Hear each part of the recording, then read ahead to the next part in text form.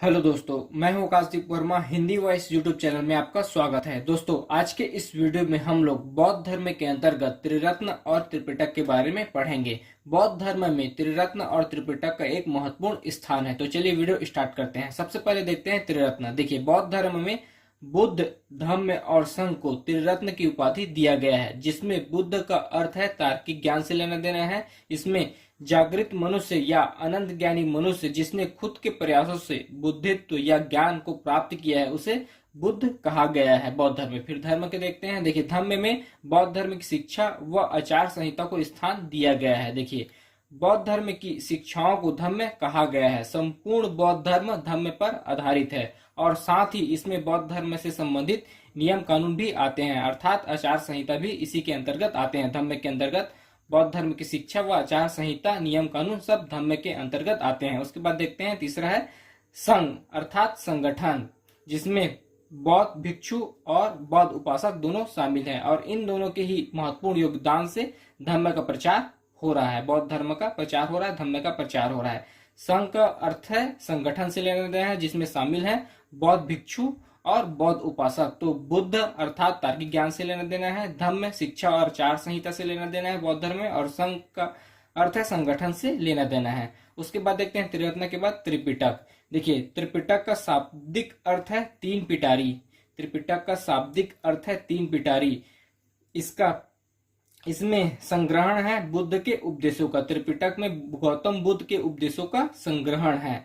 देखिए, त्रिपिटक में शामिल है विनय पिटक, सुत्त पिटक, अभिधम्म पिटक, और त्रिपिटक की भाषा है पाली और इसका विभिन्न भाषाओं में अनुवाद किया गया है। त्रिपिटक का पाली भाषा में पहले बना है, उसके बाद इसका विभिन्न भाषाओं में भी अनुवाद किया गया है। इसका रचना काल माना जाता है 500 बीसी से 100 बीसी के बीच इसका रचना काल माना जाता है। इनका कलेक्शन हुआ है धीरे धीरे 500 बीसी से 100 बीसी तक इनका कलेक्शन हुआ है, जो भी बौद्ध धर्म के उपदेश से उनका फिर इसका निर्माण हुआ है। तो इसका निर्माण एग्जैक्ट नहीं माना जाता है, इन्हीं के बीच इनका निर्माण या रचना काल माना जाता है।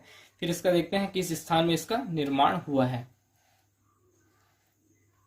देखिए, इसका निर्माण हुआ है सिंहल देश में, अर्थात श्रीलंका में इसको लिखा गया है। सिंहल देश का अर्थ है श्रीलंका। उस समय जिस समय इसका कलेक्शन हुआ था, उस समय श्रीलंका को सिंहल देश कहा जाता था। तो इसका स्थान या संग्रहण हुआ है श्रीलंका में।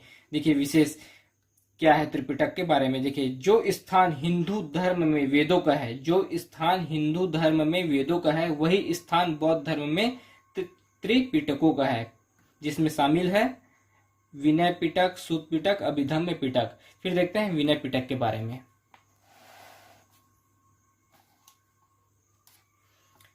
देखिए, विनय पिटक, इसके संकलन करता है उपाली और इसका संकलन हुआ था प्रथम बौद्ध संगति के दौरान। यह आचार सूत्र है। संघ संबंधित नियम व अनुशासन का वर्णन विनय पिटक के अंतर्गत किया गया है। इसका निर्माण बौद्ध भिक्षुक व बौद्ध भिक्षुणियों के लिए किया गया है कि जीवन में किन किन नियमों का पालन करना चाहिए। बौद्ध भिक्षुक व बौद्ध भिक्षुणी अर्थात जो बौद्ध भिक्षुक पुरुष हैं और महिलाओं के लिए इसका निर्माण किया गया है कि जीवन में उनको किन किन नियमों का पालन करना चाहिए। उसके बाद देखते हैं सुत्त पिटक। इसका संकलन करता है आनंद और इसका संकलन भी हुआ था प्रथम बौद्ध संगति के द्वारा इनका संकलन हुआ था, और यह धर्म सिद्धांत है, अर्थात गौतम बुद्ध के धार्मिक सिद्धांतों का यह कलेक्शन है, संग्रहण है। इसका 5 निकायों में विभाजन किया गया है, जिसमें शामिल है दीर्घ निकाय, मंजिम निकाय, संयुक्त निकाय, अंगुत्तर निकाय और खुद्दक निकाय। इन 5 निकायों में सुत्त पिटक को विभाजित किया गया है। फिर अंतिम है अभिधम्म पिटक। देखिए, इसका संकलन करता है मोगलीपुत्र तिस्क।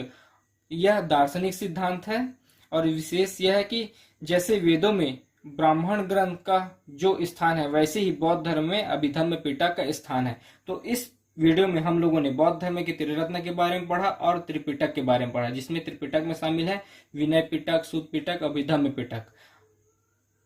फिर नेक्स्ट पार्ट में मिलेंगे हम लोग। धन्यवाद।